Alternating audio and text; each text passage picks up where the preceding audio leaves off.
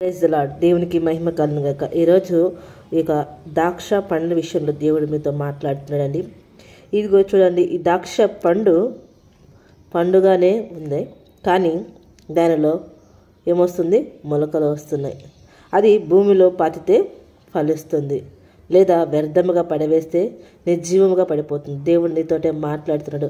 నిన్ను దేవుడు వ్యర్థముగా పడవేయాలని అనుకోవట్లేదు. నిన్ను ఫలించే మొక్కగా, ఫలములు ఇచ్చే జీవము గల ఆత్మ ఫలములు ఇచ్చే వారుగా నేను మార్చాలని దేవుడు ఆశ కలిగిన. అందుకే నీలో ఈ యొక్క చిగురింపబడే ఆత్మీయ విశ్వాసాన్ని దేవుడు స్థిరమైన పునాది వేసి దాన్ని బలపరచాలని ఆశ కలిగి ఉన్నాడు. మనము కూడా వ్యర్థముగా ఉండక, ఇదిగో దేవుడితో మాట్లాడుతున్నాడు. నువ్వు కూడా ఇలా ఫలించాలని. నీలో దేవుని వాక్యం ఫలించింది, కానీ నువ్వు దాన్ని వ్యర్థముగా త్రోసివేస్తున్నావేమో.